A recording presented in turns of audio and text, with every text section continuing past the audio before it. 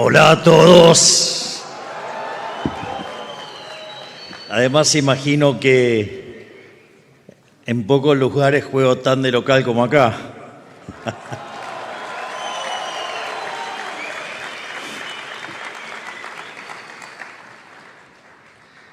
Bueno, la charla de hoy básicamente va a versar sobre lo que es la política monetaria de cara al futuro, y para eso la charla tiene tres partes.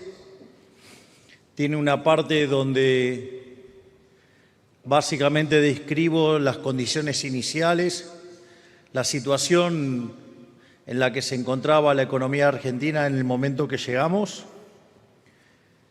Por otra parte, a la luz de lo que estamos implementando y del éxito que está teniendo, lo que voy a explicar es el diagnóstico que nosotros desarrollamos y, como consecuente de ello, digamos, el paquete de política económica que diseñamos, y muy particularmente la cuestión monetaria. Yo quiero señalar que estamos frente a un evento histórico, una forma no convencional de bajar la inflación, y por eso creo que este es un ambiente que amerita en el cual discutamos lo que estamos haciendo, porque si bien todavía es prematuro, cuando uno tiene conciencia histórica entiende la característica del logro. Nosotros, cuando llegamos, la inflación mayorista, que es la que se adelanta, viajaba al 54% mensual. Es decir, eso es anualizado, da 17.000. Y el último número de mayoristas fue de 2%.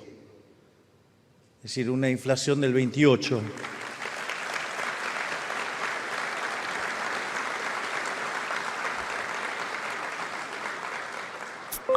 Y creo que vale la pena la discusión y el análisis porque sistemáticamente se dijo que nosotros no tenemos programa. Entonces la pregunta es, ¿cómo hicieron para que baje?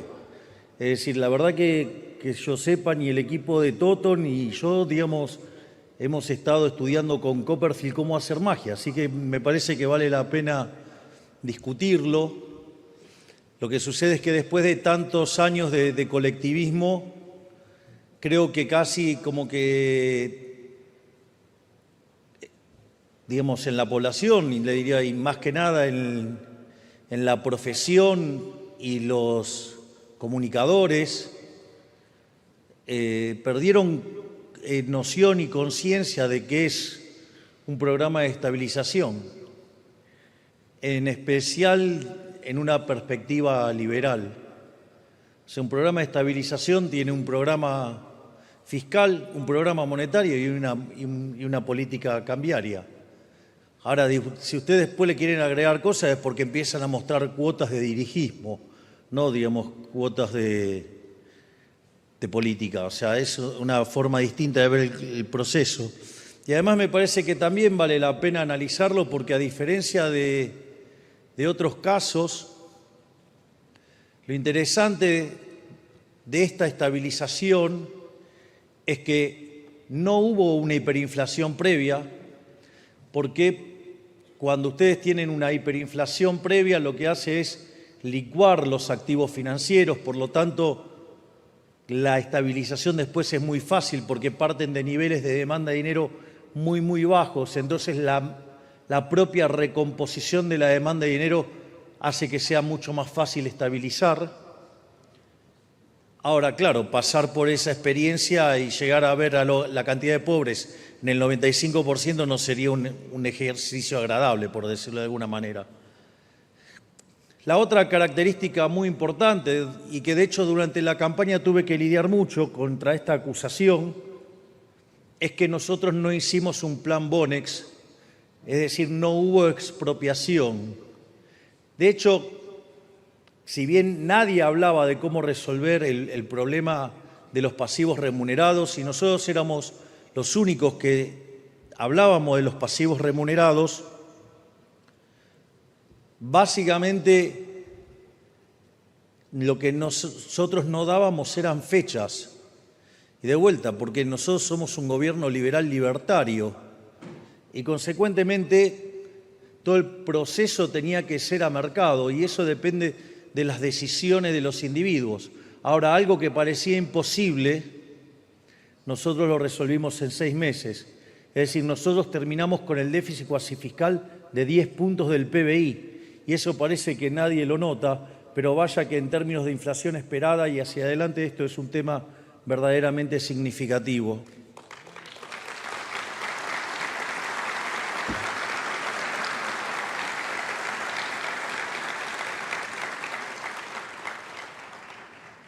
Otra característica adicional de este programa es que no tiene controles de precios. Además, no hemos fijado el tipo de cambio, es decir, no hay un tipo de cambio fijo, hay un sistema de crawling peg.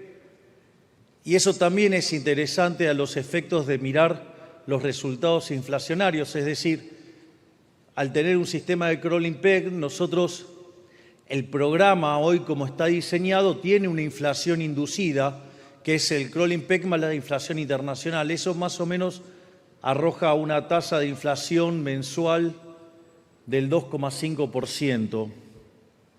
Entonces, cuando uno mira la inflación minorista, que el último registro fue del 3,5%, quiere decir que la verdadera inflación macro viene viajando al 1%. Es decir, que es la diferencia entre la inflación observada y el crawling peg más la inflación internacional. Eso quiere decir que entonces la inflación del programa está en el orden del 1%. Esto quiere decir que hoy la verdadera inflación en Argentina estaba viajando al 13% anual. Y eso sí que parece un sueño a lo largo de lo que hemos estado padeciendo durante los últimos 20 años, o desde la creación del maldito Banco Central de la República Argentina en 1935, salvo el periodo que fue el programa exitoso de estabilización más exitoso de la historia argentina y que nació acá, que fue el plan de convertibilidad del ministro Domingo Felipe Cavallo.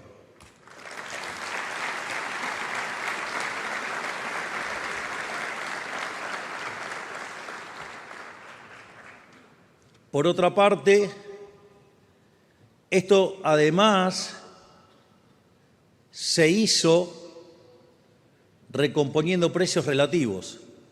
Es decir, y con todo esto estamos llevando la inflación en niveles que podrían estar entonces oscilando entre el 10 y el 25%, lo cual, digamos, si no lo quieren considerar un milagro o no le gusta la teoría económica que estamos utilizando, se lo podemos aducir a la fuerza del cielo.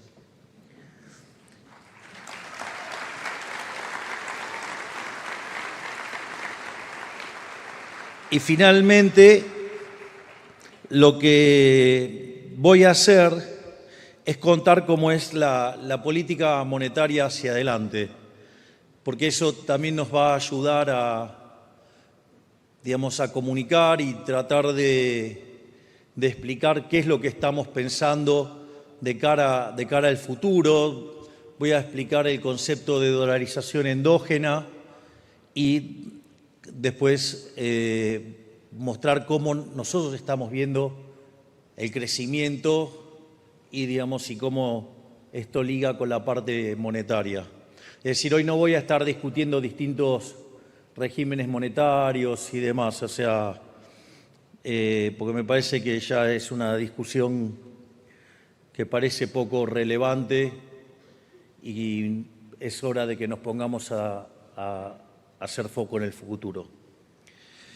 En ese sentido, cuando nosotros asumimos era una situación de un descalabro enorme. Nosotros estábamos frente a lo que podría haber sido la crisis más importante de la historia argentina, ya que combinaba los elementos de las 3 grandes crisis argentinas.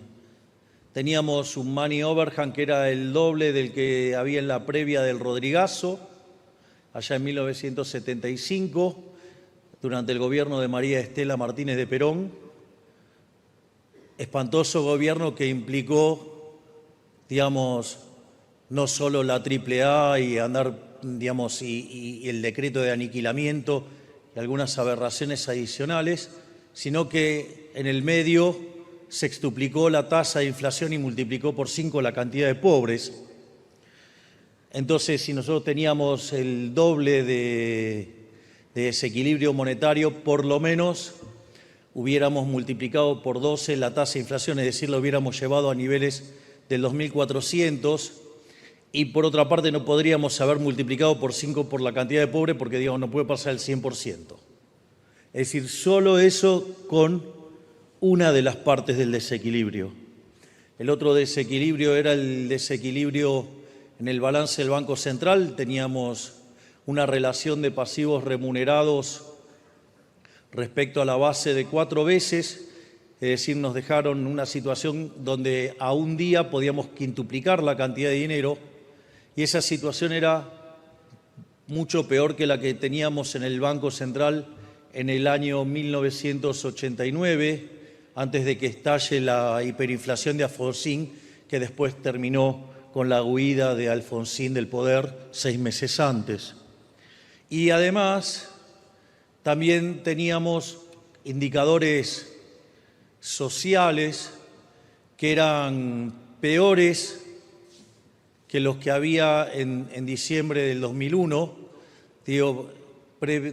previa caída de la convertibilidad y el golpe de Estado impulsado por Duhalde y Alfonsín, que paradójicamente Alfonsín, digamos, lo muestran como el padre de la democracia, siendo que fue partidario de un golpe de Estado, pero que evidentemente especificarle la deuda a Clarín hizo mostrarlo como un héroe. En ese sentido, nosotros nos encontramos que durante la primera semana de diciembre la inflación venía viajando al 1% diario, algo que implica una inflación anual del 3.700%. Cuando uno mira la segunda semana y computa los 15 días pertinentes, o sea, la inflación se había acelerado a un ritmo del 7.500 anual. Si toman la del IPC de 25,5%, estaríamos hablando de una inflación anualizada cercana al 1.500%, y si tomamos la del IPC, la del IPM, perdón, la mayorista, anualizada, ese 54 implicaba 17.000%. Ese era el contexto que nos encontrábamos. Entonces, y además de los desequilibrios que les mencioné, también teníamos los desequilibrios flujos. Teníamos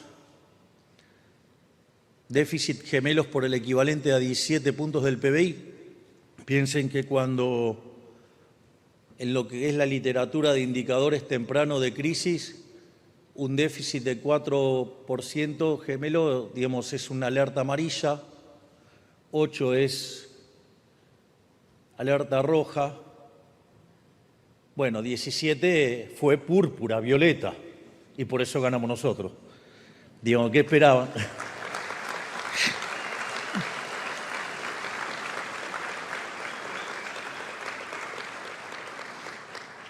Si bien, digamos, nosotros solemos describir la herencia, no nos quejamos de la herencia, vinimos y resolvemos el problema, porque la realidad, a ver, yo soy el primer presidente liberal libertario de la historia de la humanidad.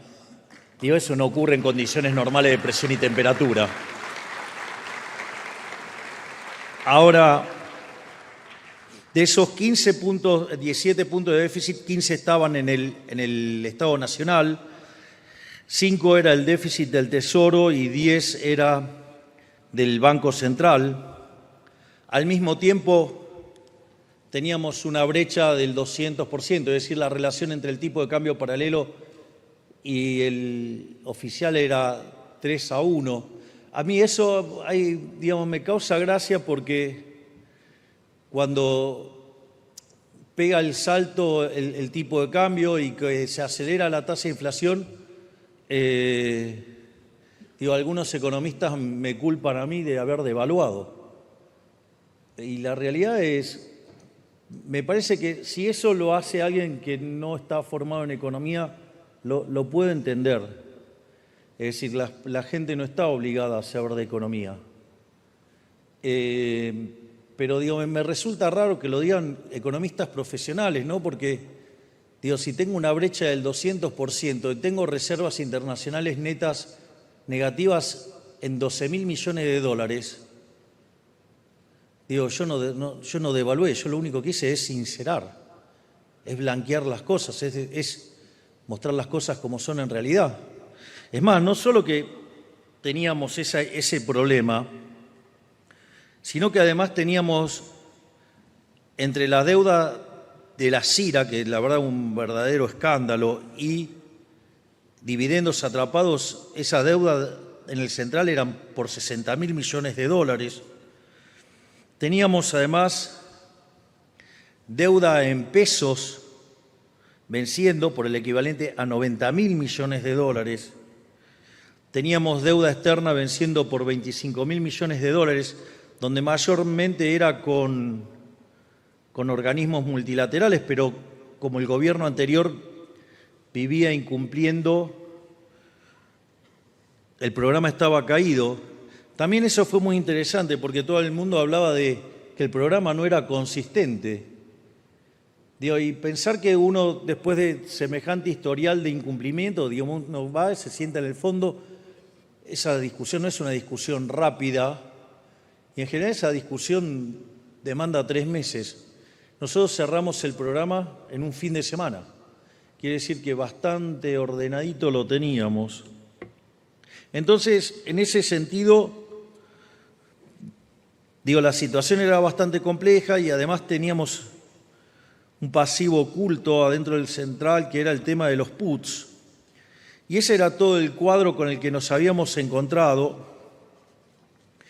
Y entonces lo que nosotros necesitábamos era frenar la posibilidad de una hiper, porque si hubiéramos sido una hiperinflación, la situación hubiera sido verdaderamente desastrosa. Si ustedes de vuelta miran los saltos en la pobreza de lo que es la crisis del Rodrigazo, la hiperinflación de Alfonsín o el golpe de Estado de la Rúa, se van a dar cuenta que cualquiera de esas situaciones por sí solo hubiera duplicado la cantidad de pobres. Entonces la situación era bastante complicada. Es más, hasta también me sorprende la deshonestidad intelectual de economistas y políticos, o peor aún, de políticos que son economistas.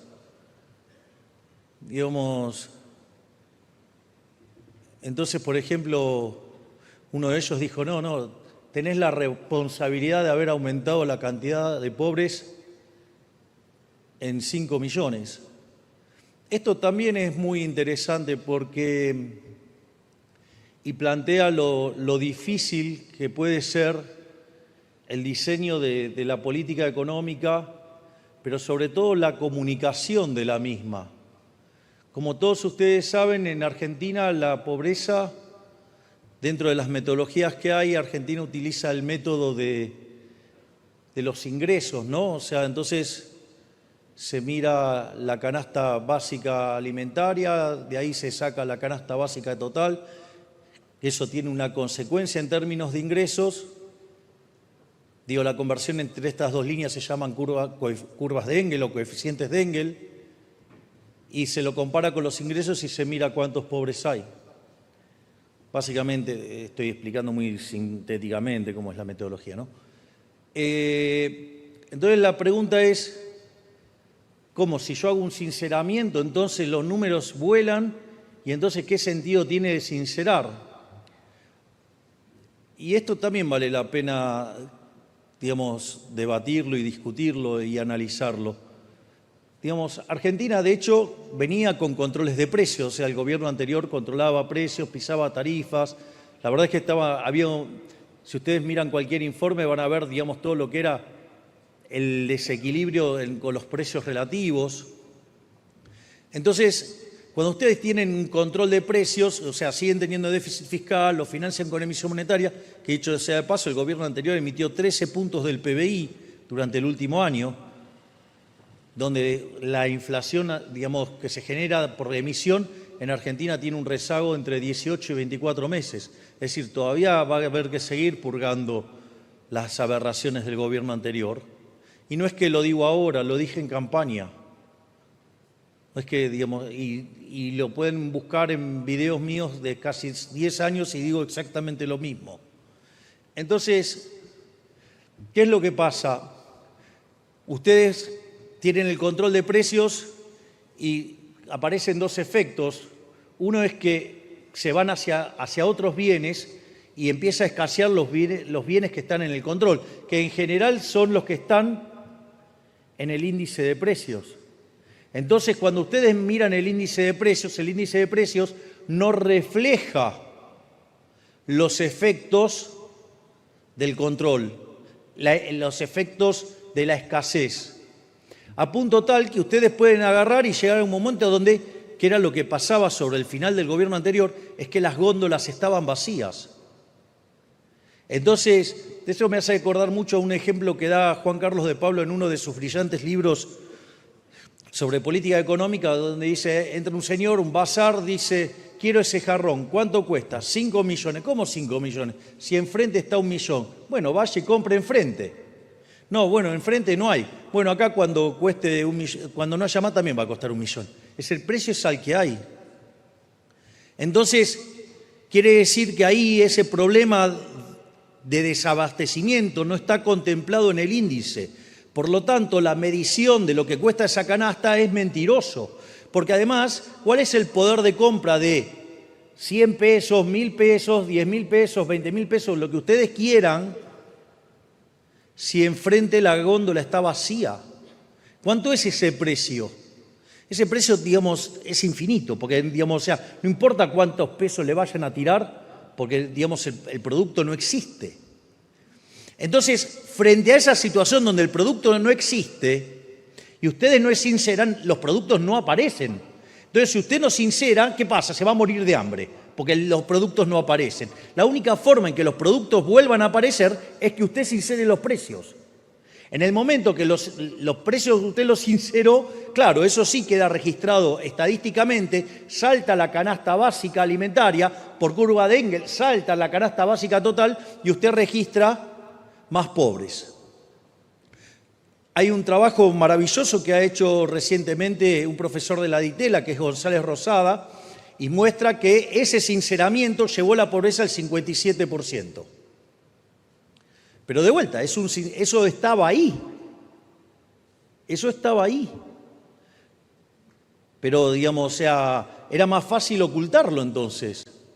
No, no era más fácil ocultarlo. O sea, ustedes no comen estadística, ustedes comen producto de verdad. Lo que tenemos que tratar es que las estadísticas digan, digamos, si estén lo más parecidas a la verdad. Y la buena noticia es que hoy, después de que durante 5 meses los salarios reales suben sin parar, donde los que más suben son los del sector privado, donde se está recuperando muy fuertemente el privado informal y el que viene, digamos, no recuperando y viene rezagado es el sector público porque hay motosierra.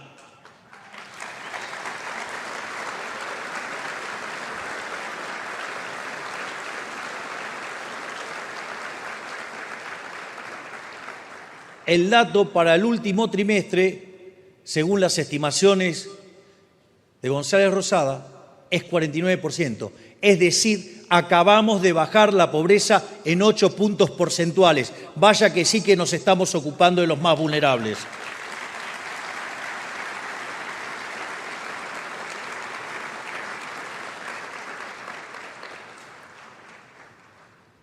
entonces, el punto es, bueno, ok, estamos bajando la inflación, no hay plan social más poderoso que bajar la inflación, porque está claro que, digamos, el impuesto inflacionario es un impuesto súper regresivo, y entonces es, bueno, ok, ¿cómo lo hicieron? ¿No? O sea, me parece que está, digamos, por eso es importante el diagnóstico. Ahora, yo recuerdo que previo a la campaña, ahora ya no se discute tanto, pero previo a la campaña estaba, digamos, más debatido el tema sobre la naturaleza de la inflación. Entonces, hay un conjunto de economistas que creen que es multicausal. Bueno, yo no digamos, desde que maduré y crecí nunca creí esa cosa. Lo creí cuando era muy chico y bueno, pero digamos, uno después se da cuenta que los Reyes Magos son los padres, qué sé yo. Entonces, yo siempre adhería a la hipótesis monetaria de la inflación. Eso es tan importante hasta en la definición que utilice un economista de inflación va a marcar la diferencia. Por ejemplo, en mi caso, la inflación es la pérdida de poder del poder adquisitivo del dinero. Es decir, se genera por un exceso de oferta de dinero, ya sea porque sube la oferta, porque cae la demanda, o porque ocurren las dos cosas a la vez y todos los precios expresados en unidades monetarias suben. Es decir, que si yo tengo esa definición, yo me tengo que ir y cagar a trompadas con Reconquista 266. O sea, tengo que ir y agarrármela con el Banco Central. Ahora, la otra definición de inflación, que es la que le gusta a los políticos, es la suba generalizada de los precios. Entonces ahí ustedes se la agarran con los sindicalistas, digo que no son ninguno santo, obviamente, con los empresarios, con los trabajadores, o sea, con cualquiera menos con los políticos. Obvio que a los políticos les encanta eso. Entonces, bueno, parece que ese debate está bastante encaminado, o sea, no estoy escuchando mucho a los heterodoxos y esas tonterías de la inflación multicausal. Pero, entonces, ahora, la forma en la cual llegamos a esto no es lo mismo, depende de qué escuela estén parados. Digamos, no es lo mismo la hipótesis monetarista, ¿sí? Digamos, a la Friedman, no es lo mismo la hipótesis a la Robert Lucas Jr. y tampoco es lo mismo la hipótesis en el formato austríaco.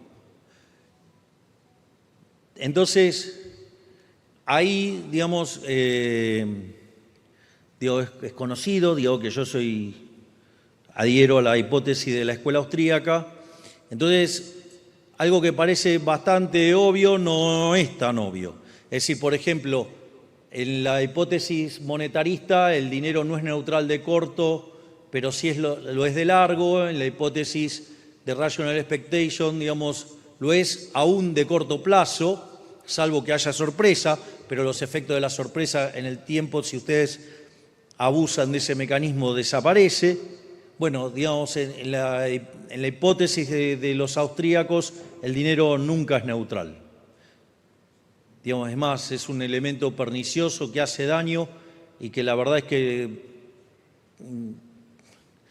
ya va a avanzar, no les voy a expoliar el final, pero se lo imaginan. Entonces, por eso es tan importante volver a la base. Parece algo que es rudimentario, parece un comentario para principiantes, pero sucede que parece que los economistas nos hemos olvidado de cosas tan básicas que entonces estamos delirados en cualquier cosa y nos olvidamos de qué se trata el problema. El primer punto es ¿por qué existe el dinero?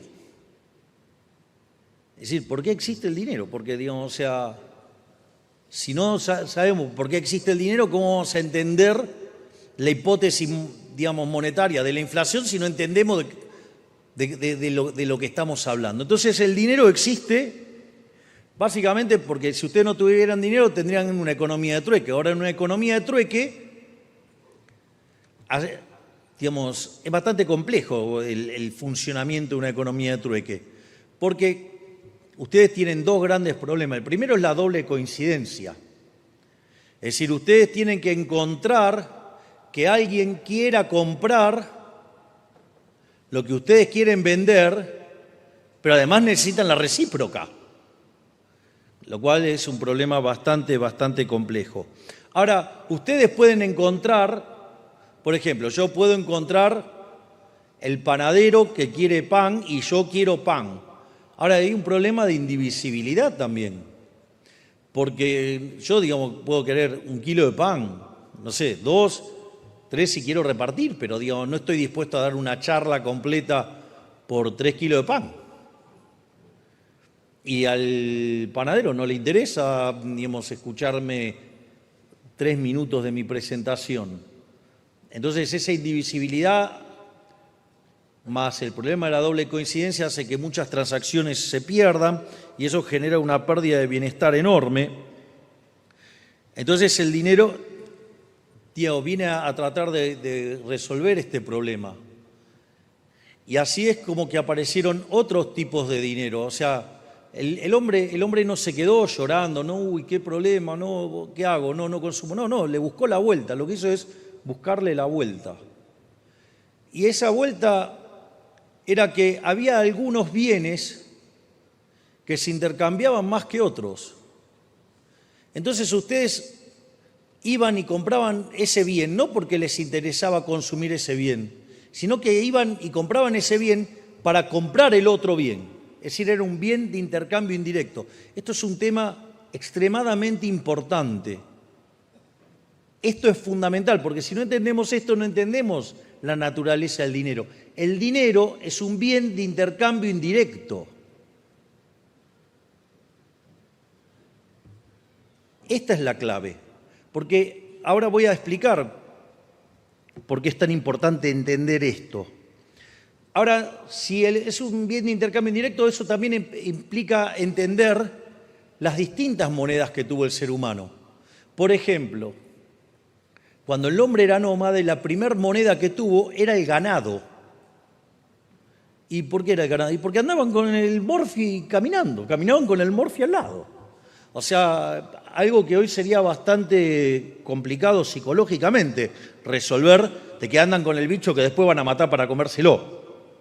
Digo, de vuelta, son cosas que, digamos, no la naturalicemos, o sea, pero era como funcionaba el mundo. Y, claro, pero después el hombre se hizo sedentario. ¿Y qué era lo que comía más? Comía pan. Y entonces, lo que más comía, si era pan, lo que más usaba entonces era el trigo. Entonces, una de las primeras monedas que aparecieron fue el trigo.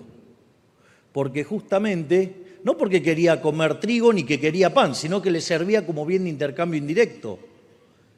Y así han aparecido otro tipo de, digamos, ha aparecido la sal, el lino, digamos, ha aparecido, digamos, el tabaco. Es más, fíjense yo soy un señor grande y en algún momento había películas de cárceles y que usaban como dinero en las cárceles, el cigarrillo, ¿sí? Y después después hay cosas muy divertidas. Por ejemplo, en la hiperinflación de Alemania se usaba el coñac. Entonces Milton Friedman en un momento hace un chiste que dice, sí, usaron el coñac, la definición más líquida de dinero que conocí en mi vida, ¿no? O sea, ¿y a qué viene todo esto? Que si nosotros comprendemos que el dinero es un bien de intercambio indirecto, que solamente lo usamos para hacer transacciones, eso implica que entonces la demanda de dinero es una demanda derivada, es una demanda espejo, cuya contrapartida es el conjunto de funciones de exceso de demanda de toda la economía, es decir, todo lo que es el mercado de bienes. Es decir, con lo cual si se empiezan a a remontar a los clásicos, y eso lo pueden leer en Hume, lo pueden leer en Adam Smith, quien probablemente mejor lo describe es John Stuart Mill. Ellos hablaban de un lado real y de un lado monetario, hablaban del velo monetario. Y decía, bueno, mientras que no hagamos disparate, todo funciona bárbaro, el problema es cuando empezamos a meter la mano, ahí es donde el sistema se descompone.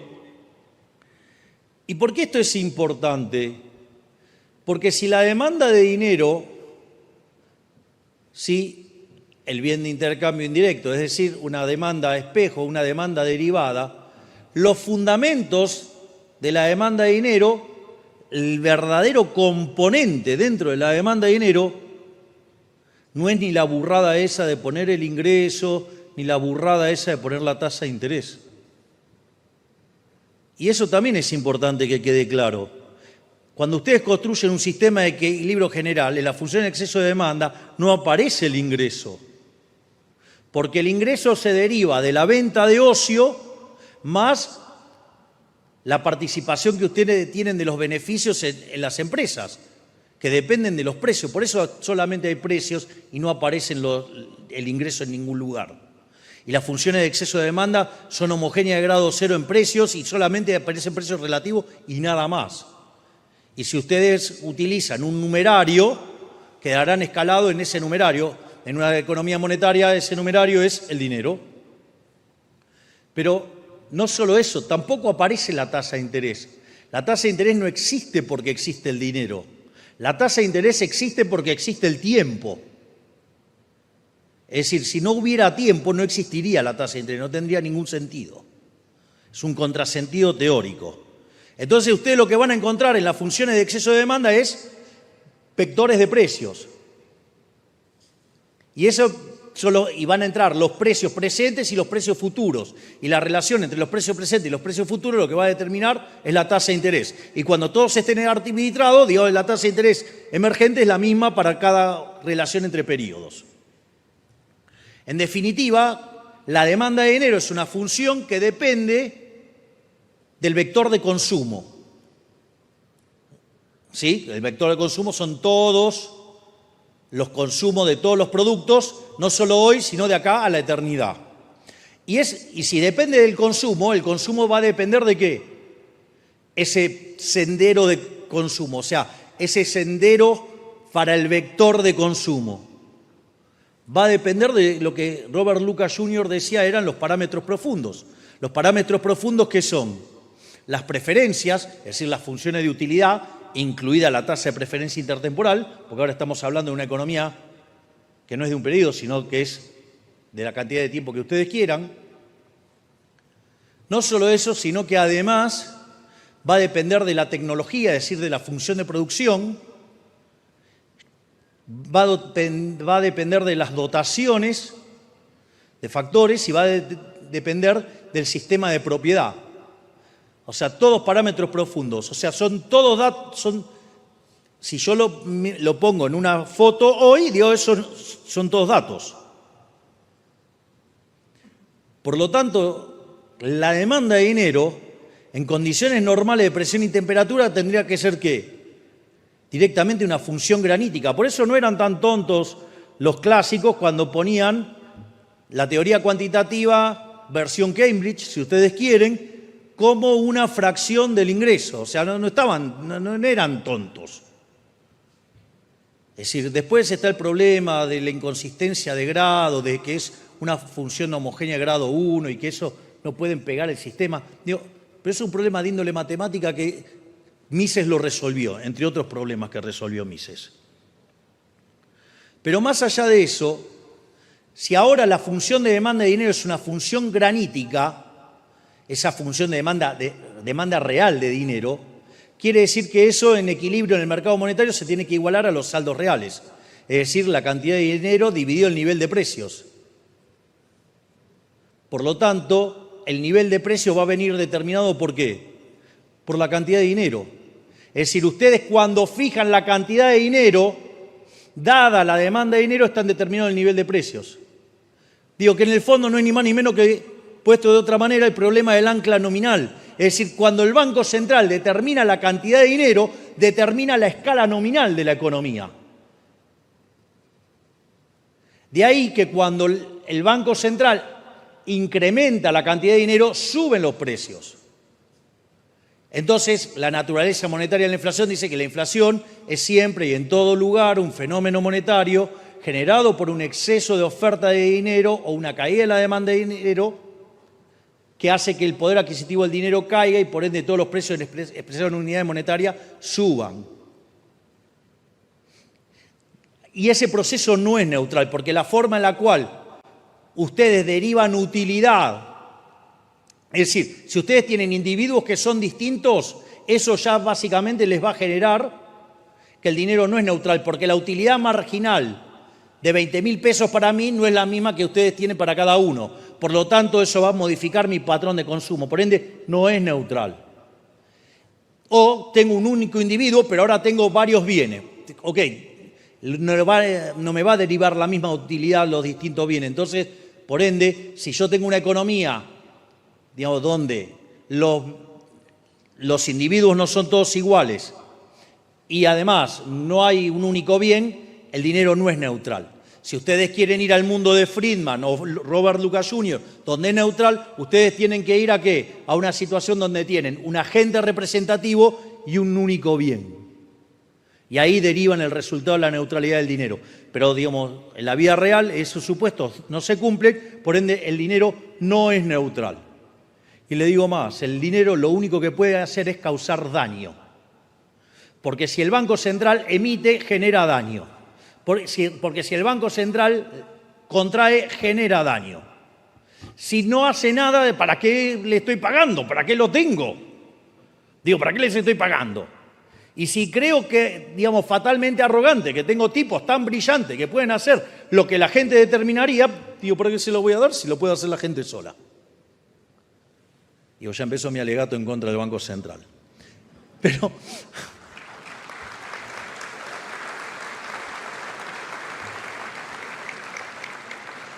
Pero digamos, acá lo importante es la naturaleza monetaria de la inflación. Y evidentemente, cuando el Banco Central empieza a hacer chanchadas con la cantidad de dinero, la escala nominal se empieza a mover y obviamente que los precios relativos se empiezan a distorsionar y la inflación empieza a generar un daño enorme. Es decir, uno de los beneficios de tener estable la inflación, que no derrama, que el único número de inflación estable que no derrama es 0.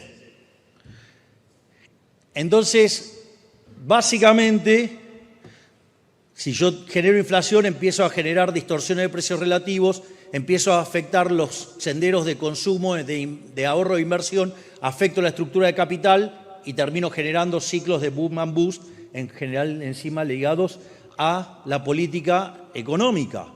Y la política económica suele hacer esas barrabasadas en tiempos electorales. Entonces, ¿usted puede creer que haya un tipo que esté tan loco que quiere ir a déficit cero, que es sacar la política fiscal en un año electoral, y emisión cero, sacar la política monetaria en un año electoral? O sea, yo.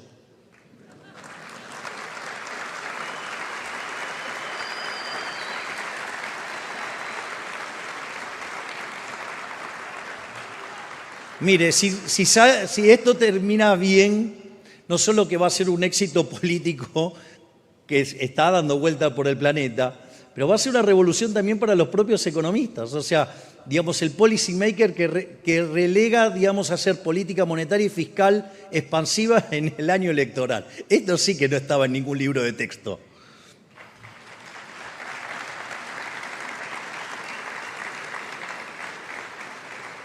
Por lo tanto, habiendo probado, digamos, mi hipótesis de que el dinero, digo, es la emisión de dinero es la causa de inflación, entonces ahora lo que tenemos que ver es por qué emitíamos dinero. Es decir, ¿cómo es que el gobierno anterior llegó a emitir 13 puntos del PBI? Entonces, básicamente lo que nosotros teníamos que hacer era cortar de cuajo los elementos que hacían que la cantidad de dinero crezca. Entonces, digamos, el primero, más obvio y más evidente para todo el mundo era el déficit fiscal. Ahora, quiero decir esto. El déficit fiscal era 1/3 del déficit total que teníamos en el Tesoro, digamos, en Nación, quiero decir. Era 5 el Tesoro y 10 el cuasi fiscal. O sea que el despiola que teníamos en el Banco Central era el doble del que teníamos en el Tesoro. Y de esos 10 nadie hablaba encima. Esta era la cosa más grave de todo esto. Entonces, para eso había que cortar con el déficit fiscal. Nosotros, durante la campaña, y eso no pueden decir que no lo anuncié, nosotros hicimos campaña con una motosierra. Miren, nosotros la campaña simbólicamente tenía 3 cosas. Una era la motosierra, que era el ajuste fiscal. Otra era un billete de dólar, que básicamente era la competencia de monedas y la eliminación del Banco Central. Digo que le pusieron dolarización y saben lo que es tener que tratar de explicar, no es competencia, es un trámite enorme. Y después, además, en nuestros actos aparecía recurrentemente banderas de Israel, o sea, con lo cual, digamos, o sea, fíjense que en lo fiscal estamos cumpliendo, en la política internacional está recontra cumpliendo, digamos, y les voy a mostrar cómo es que estamos cumpliendo en lo monetario también. Es decir, con lo cual, digamos, nadie fue engañado en la campaña electoral. Es la primera vez en la historia de la humanidad que un candidato hace campaña diciendo que va a cortar el gasto público. Y de hecho lo hicimos. Cuando nosotros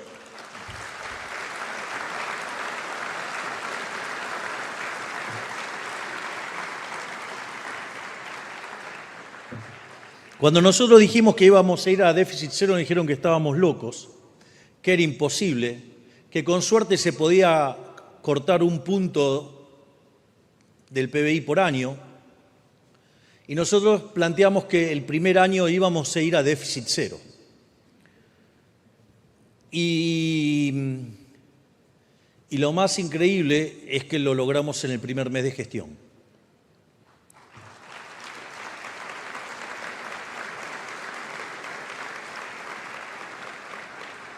Si ustedes miran los números de Argentina, en los últimos 123 años Argentina tuvo déficit durante de los 123, 113 años.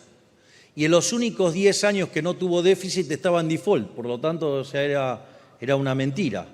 Es decir, es la primera vez en 124 años que Argentina va a terminar con equilibrio fiscal en la línea financiera. Vaya que las fuerzas del cielo la empujan.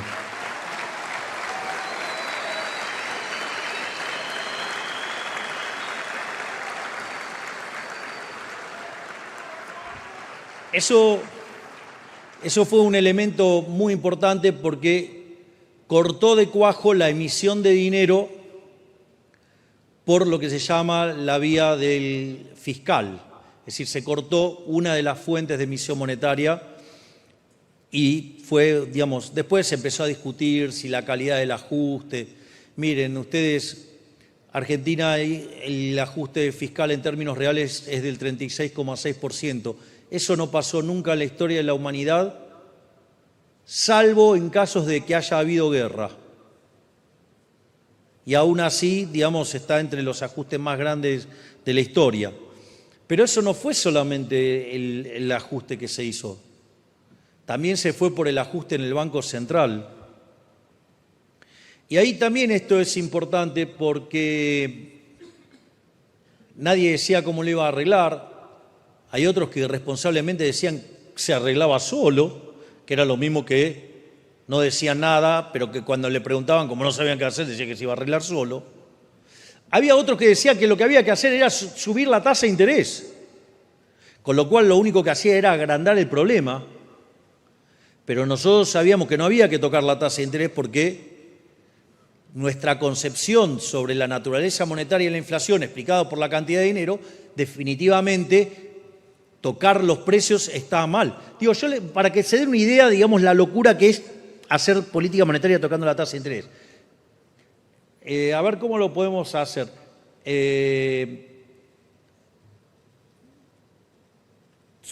¿Se acuerdan que teníamos en una época un secretario de Comercio que se llamaba Guillermo Moreno? Es decir, la pregunta es, eso de controlar los precios que hacía Moreno, y les pido que sean enfáticos, ¿me pueden gritar si está bien o está mal? No los veo muy convencidos. O están con problemas de garganta, o Moreno les resultaba simpático. Pueden ser más específicos, que se entere que no les gusta a nadie no controle el precio.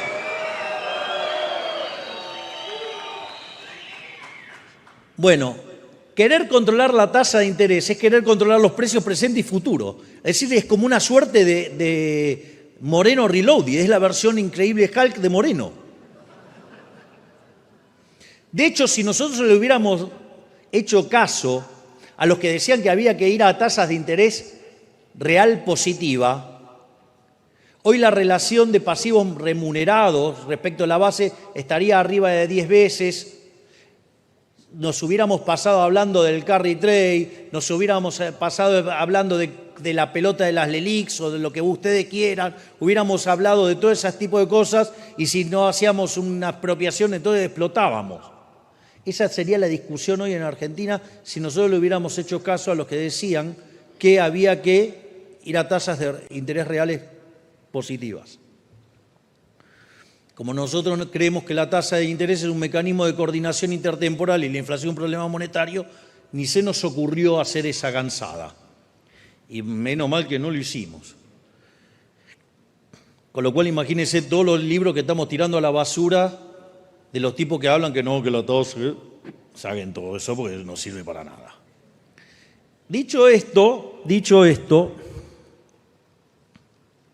entonces, el punto era, nosotros hacemos un salto devaluatorio y lo que arbitramos fueron las tasas en dólares, es decir, la sustitución de monedas.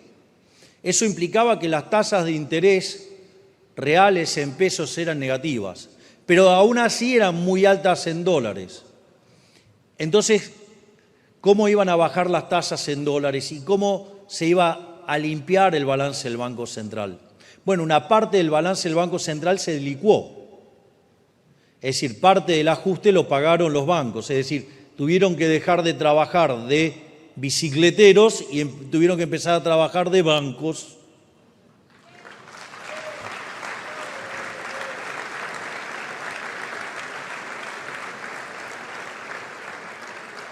Pero no solo eso, sino que conforme avanzaba el tiempo y los números fiscales eran sólidos, pudimos empezar a recrear con una tarea enorme de Pablo Quirno, empezamos a recomponer el mercado de pesos. Y en conjunción con otro coloso enorme, que es Santiago Bausili, empezaron a sacar los pasivos remunerados y empezamos a sincerar verdaderamente dónde estaba el problema, que era esa deuda debería haber sido siempre deuda del Estado, porque era déficit fiscal que se financiaba con emisión monetaria y que esa emisión monetaria, para que no impactara en precios, se la sacaba del mercado y se pagaba tasa de interés. Eso siempre debería haber sido deuda del Tesoro. Entonces, entre la tarea magistral, monstruosa, ciclopia de Toto Caputo, que no por nada fue elegido el mejor ministro de Economía del mundo, con lo cual lo felicito públicamente.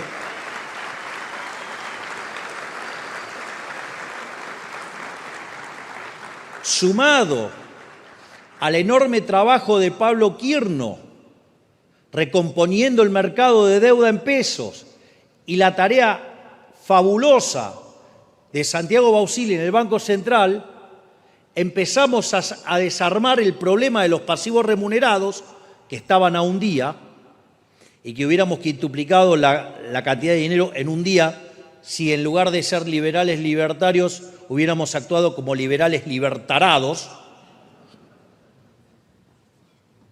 Entonces, en ese contexto pasó algo increíble, algo que nadie le encontraba la solución, que todos miraban para el costado. En 6 meses limpiamos el balance del Banco Central de los pasivos remunerados, haciendo un ajuste equivalente a 10 puntos del PBI. Y eso hace que junto al ajuste que hicimos en el Tesoro hayamos hecho el ajuste más grande en la historia de la humanidad. Y aquí estamos.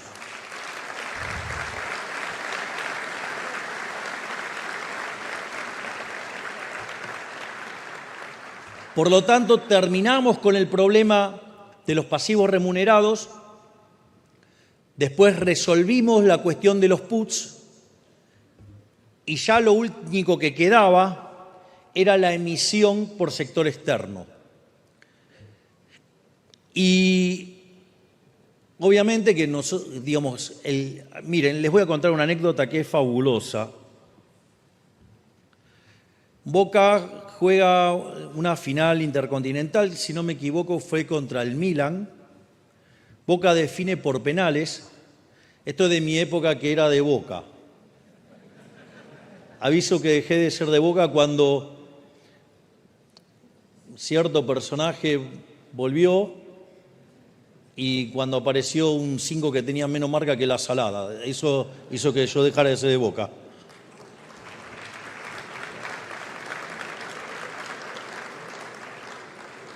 Pero no importa, ese es un detalle de 25º orden. Si sigue así, en algún momento voy a poder volver a la cancha. Pero bueno, eso es otro tema. Dicho esto,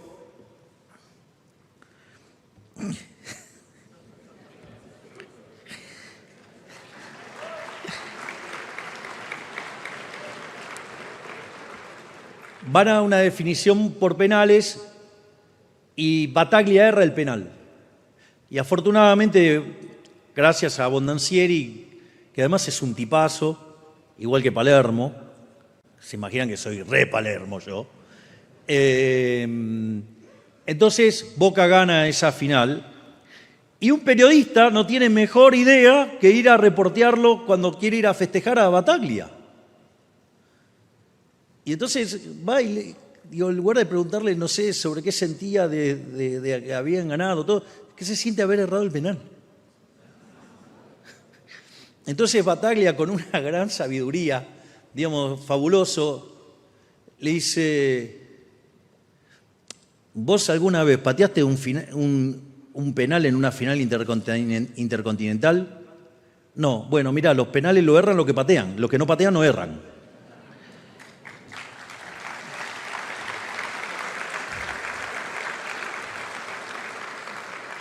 Es decir, a veces algunos dicen que cometemos errores. Y sí, claro que cometemos errores. El que hace, comete errores.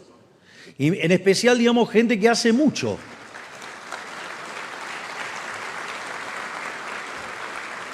Porque si yo le hubiera dicho que con 15% de la Cámara de Diputados y con 10% de la Cámara de Senadores íbamos a hacer una reforma estructural que es la más grande de la historia de Argentina, porque es 8 veces más grande que la de Menem, me hubieran dicho que es imposible. Y sin embargo nosotros lo hicimos.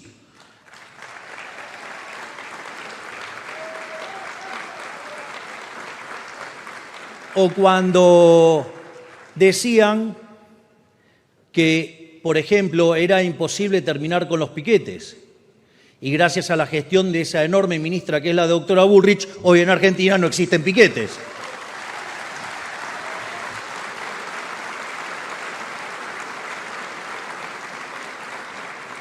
O los que decían que era imposible terminar con los intermediarios de la pobreza hasta que puse una ministra que tiene las pelotas como el Mario Alberto Kempes y terminó con los gerentes de la pobreza.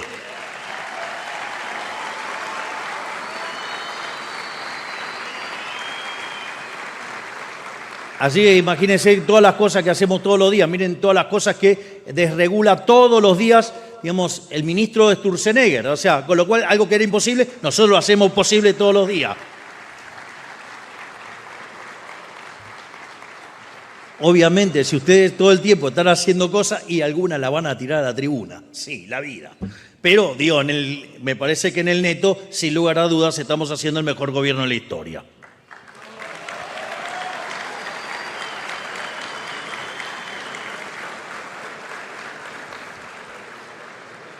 Y en este sentido, cuando nosotros avanzamos al programa, a la parte monetaria del exceso de oferta cero, básicamente lo que estábamos diciendo era, solamente vamos a emitir para comprar dólares, creyendo que la demanda de dinero, cuando crece con tipo de cambio fijo, trae como aparejado venta de dólares y el aumento de las reservas. Y el problema es que, claro, esto no estaba en los libros de texto, porque yo un día me estaba autoflagelando y un amigo me dijo, che, ¿pero eso estaba en los libros de texto? No. Y entonces, ¿qué querés? Bueno, está bien, pero no debería haberme... Bueno, no importa, digamos, o sea, le erramos ahí y no nos dimos cuenta que cuando ustedes tienen un modelo de economía abierta, sin control de capitales, lo que es la venta de los dólares al Banco Central les demanda dinero, pero eso es cierto cuando no hay control de capitales. Es decir, ahora cuando yo tengo controles de capitales y estoy obligando a liquidar las divisas, esa venta de dólares, esa compra de pesos, no es demanda de dinero.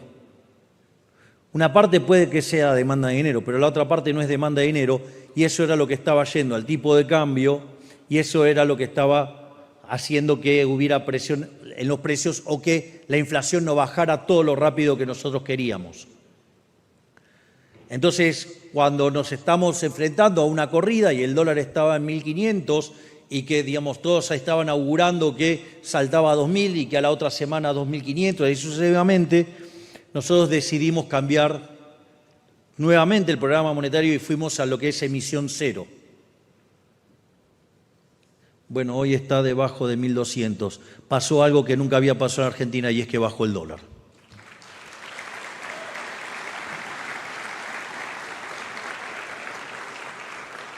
Y así es como llegamos a emisión cero y entonces hoy discutimos lo que es la salida del cepo. Es decir, hoy estamos de la salida del cepo mucho más cerca que lo que estábamos en diciembre. Porque además en el medio hicimos el reconocimiento de una pérdida de capital en el Banco Central, fruto de la gestión anterior, por el equivalente a 45.000 millones de dólares. Y además en el medio compramos cerca de 20.000 millones de dólares. Es decir, si ustedes quieren ir hacia un sistema, ya sea de competencia de monedas o un sistema libre, o si quieren terminar de cerrar el Banco Central, lo primero que tienen que hacer es sanearlo y restaurar el patrimonio. Porque de esa manera, cuando ustedes restauran el patrimonio, quiere decir que los pasivos monetarios van a ser rescatados y por ende el nivel de precios queda anclado. En cambio, si ustedes lo quieren hacer, ¿sí? Digo, yo el otro día escuchaba a un estúpido, porque directamente un estúpido decía, no, eso lo podíamos hacer el primer día que íbamos cerrando el Banco Central. Bueno, mire, si ustedes nos rescatan los pesos, lo hacen con patrimonio neto negativo, digamos, ¿cómo eliminan los pesos? La única forma que se elimina es con una hiperinflación y, digamos, generando 95% de pobres y sí, en enero, el 1 de enero ya lo tenían de vuelta, digamos, a los kirchneristas de vuelta en el poder. ¡Ah, una genialidad! Digo.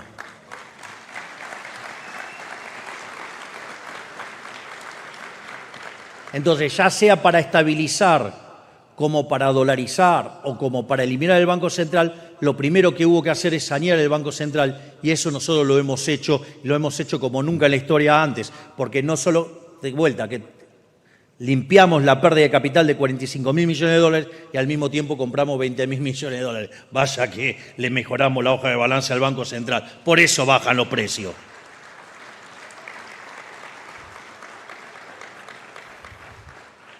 En cuanto a lo que es la salida del cepo, básicamente se tienen que dar 3 condiciones.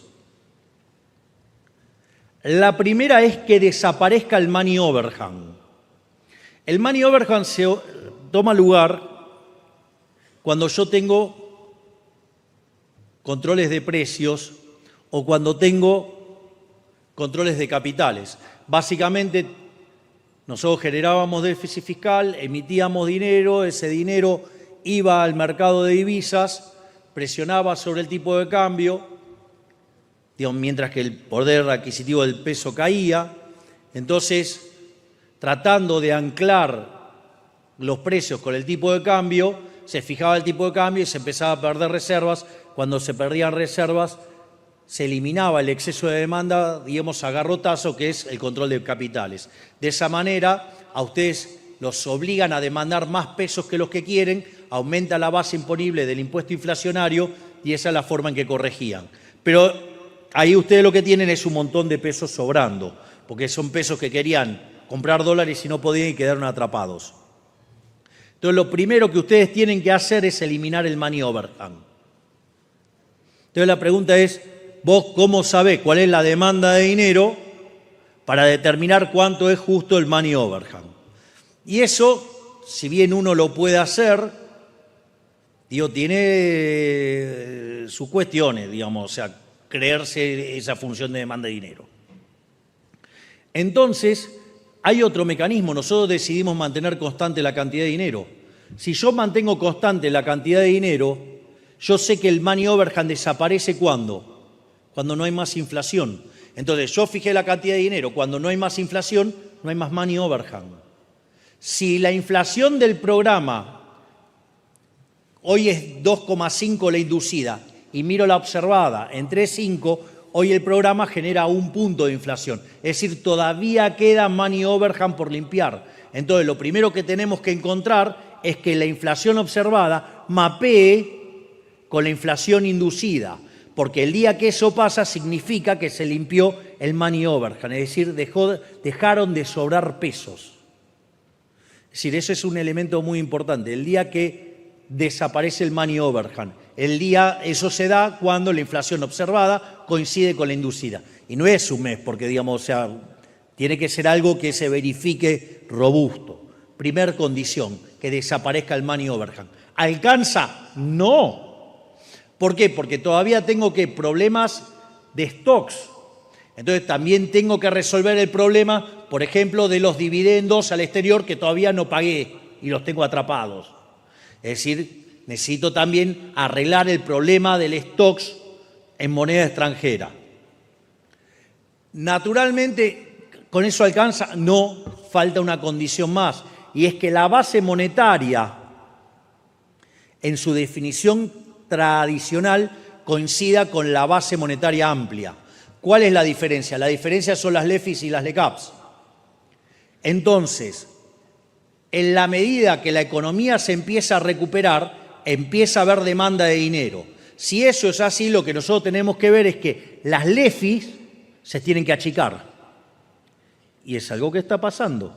¿Por qué? Porque ustedes son una empresa, tienen la plata en el money market, empieza a haber recuperación de la actividad económica, y vaya que la hay, ya sea porque están subiendo los salarios reales, que hace 5 meses que suben, porque están mejorando en términos reales las jubilaciones, porque se agotó el ciclo de stocks y los tiene que recomponer, entonces se empieza a mover la actividad económica. De hecho, la recesión terminó entre abril y mayo y estamos en recuperación. Digo, ¿ustedes se imaginaban que saben que hoy el EMAE desestacionalizado de agosto está en el mismo nivel que diciembre? Es decir, metimos el ajuste más grande de la historia de la humanidad y ya recuperamos el nivel de actividad económica con el que llegamos. Vaya si eso no se parece a un milagro.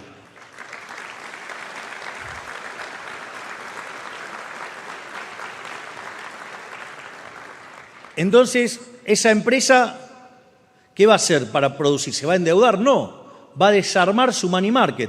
Cuando desarma su money market y le pide la plata al banco, ¿el banco qué hace? Desarma la posición de la LEFI.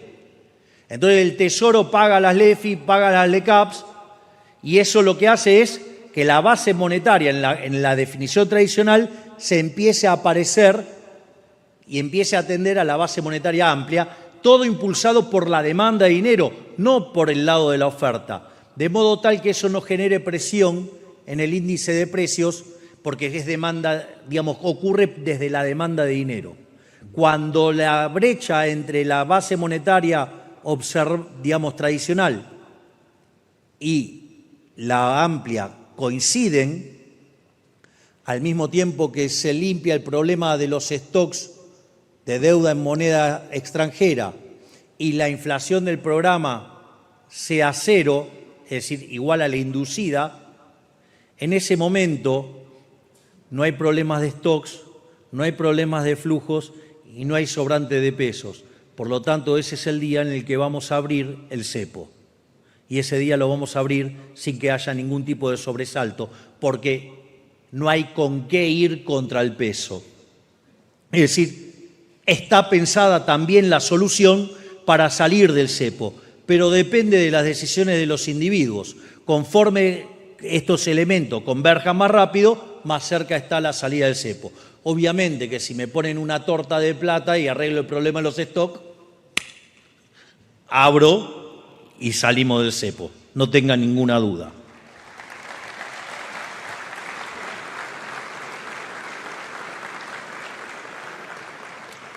Ahora, el punto es cómo pensamos de acá hacia adelante, sin el cepo, cómo va a funcionar la política monetaria. Miren, acá el tema es que hemos decidido emisión cero. Entonces, ¿qué es lo que pasa si yo tengo emisión cero y la economía empieza a recuperar? Y obviamente, como consecuencia de ello, la demanda de dinero sube. Entonces, si la demanda de dinero sube y la cantidad de dinero está dada, ¿qué es lo que me va a pasar? Digo, me van a pasar varias cosas, pero lo más evidente es que voy a tener una deflación. Es más, otra cosa que me va a pasar es que yo voy a traer los dólares para monetizar. Y cuando traigo los dólares, ¿qué es lo que me pasa? Los llevo al mercado de cambios para hacerme de pesos, entonces me genera una abrupta caída del tipo de cambio nominal. Y el problema que me puede generar eso es que la velocidad de ajuste es tan rápida en el mercado financiero respecto al mercado de bienes que me puede generar quiebras. Entonces, o tengo la deflación o tengo las quiebras. Entonces, ¿cómo resolvemos eso? Eso nosotros ya hemos dado la solución, algunos la están implementando, que es la competencia de monedas. Es decir, ustedes, los propios individuos, son los que monetizan la economía. Entonces, toman sus dólares y hoy ustedes pueden hacer transacciones en dólares o en cualquier moneda. Es decir, hoy hay competencia de moneda. De hecho, ustedes pueden usar la moneda que quieran. ¿Por qué hacemos esto? Para que de esa manera no tengan que ir al peso y entonces se produzca una apreciación muy abrupta del peso que genere un problema en el lado real. Y eso hoy está ocurriendo, lo ha hecho un supermercado y a partir de lo que hizo el supermercado, digo, ya dado que lo hicieron, gracias Diarco, porque le mostraste a los demás que se puede hacer, háganlo todos.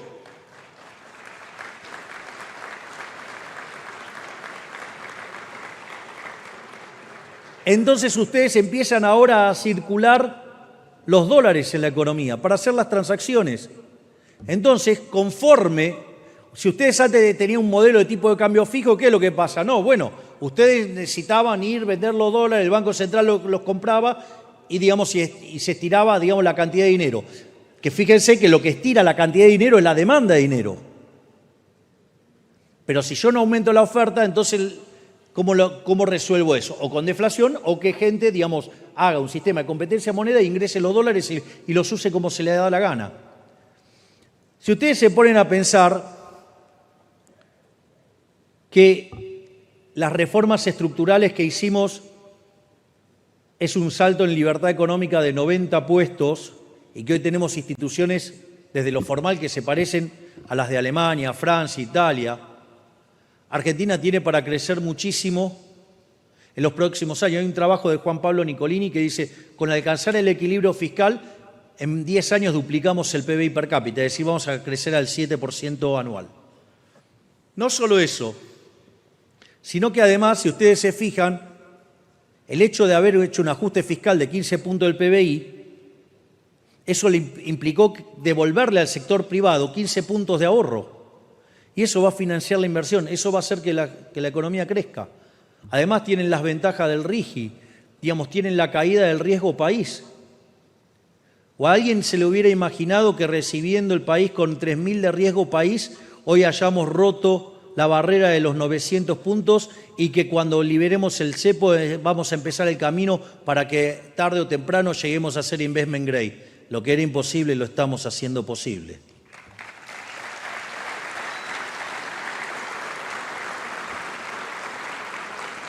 Y fíjense que conforme a la economía va creciendo, porque además caen las tasas de descuento, desaparece la inflación, desregulamos, y son todos elementos que hacen a que la economía crezca más, sugiero ver mi charla en idea que presento el caso Argentina como un caso de negocio. Entonces, en ese contexto, con más demanda de dinero, dada la competencia de moneda, se va a empezar a monetizar la economía con la gente metiendo sus propios dólares adentro de la economía. Y eso va a hacer que si yo tengo dada la cantidad de pesos, cada vez voy a tener más dólares relativamente. Y va a haber un momento en que va a ser tan grande la relación entre dólares y pesos en la economía que la dolarización, digamos, va a ser de facto y que hacerla en los hechos, habiendo saneado el balance del Banco Central, va a ser más fácil que un chasquido de dedos. Por lo tanto, a la postre, digamos, vamos a poder dolarizar y poder eliminar el Banco Central y terminar con ese cáncer inmundo que ha sido en la historia argentina llamado Banco Central de la República Argentina, que hizo que le sacáramos 13-0 a las monedas, que destrozáramos 5 signos monetarios, que tuviéramos 2 hiperinflaciones sin guerra y que hubiera sido un mecanismo, digamos, que alimentó la estafa de los políticos. Por lo tanto, se terminó la estafa de los políticos en lo electoral, que dicho sea de paso, somos el único partido que sacó la reforma electoral y puso la boleta única.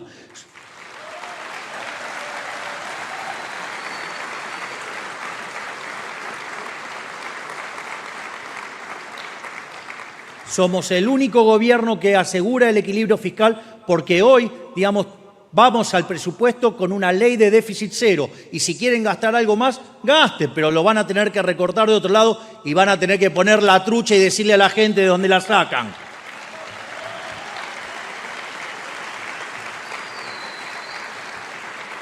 Y finalmente, con todo lo que estamos haciendo en el Banco Central y en materia monetaria, en algún momento la relación entre dólares adentro de la economía y peso va a ser tan grande que vamos a poder dolarizar, vamos a poder cerrar el Banco Central y habremos terminado con ese cáncer que heredamos a partir de 1935, cuando se creó esa institución inmunda que fue el Banco Central de la República Argentina, que para lo único que sirvió fue para enriquecer a los políticos, sí, y empobrecer a los argentinos. Se terminó la Argentina de la casta, llega la Argentina de los hombres libres que van a ser prósperos. Muchas gracias, que la fuerza del cielo nos acompañen y ¡viva la libertad, carajo!